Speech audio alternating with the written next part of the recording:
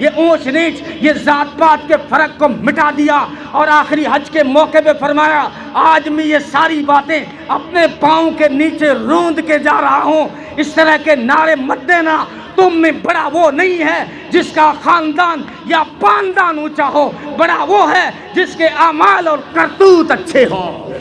تمہارے کرتوت اچھے ہوں گے تو تم اچھے ہو، اگر کرتوت اچھے نہیں تو تم اچھے نہیں ہو، تو تم اونچے نہیں ہو۔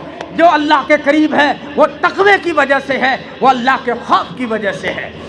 بہرحال سب کو حقوق دیے، انسانیت کو مایوسی سے نکالا اور ذات پات سے نکالا، توحید کا تحفہ دیا۔ انسان ذلیل تھا، لوہے کو پوج رہا تھا، پانی کو پوج رہا تھا، ستاروں کو پوج رہا تھا، چاند کو پوج رہا تھا، سورج کو پوج رہا تھا، ہر انوکھی چیز کو، کیڑے کو پوج رہا تھا، بیل کو پوج رہا تھا، جانور کو پوج رہا تھا، پتھر کو پوج رہا تھا، درخت کو پوج رہا تھا، سب پوج رہے تھے۔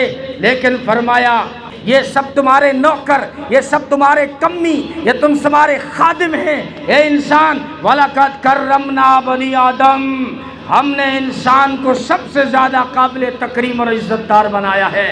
یہ نہیں جھکے گا لوہے کے آگے، نہیں جھکے گا سورج کے آگے، نہیں جھکے گا چاند کے آگے، نہیں جھکے گا جانٹی کے آگے۔ گگے دادے کی جانٹی ہے، ناریل گیر کے آؤ نہیں تو گھر سانپ آ جاؤ گا۔ یہ مسلمانوں کے عقیدے۔ ارے چھوڑا گاڑی پاچھی موڑ کیوں ہوئے کیا آگے نوڑیوں نکل گئو، آئے تھے نوڑیوں کیا کر لے گو تیرے، یہ بلی کرے میاؤں کہ اب میں کنے جاؤں، میرو کیوں ہوسی چونو والا ہوسی کے وے بھائی، ہاں کیا ہوگا میرا۔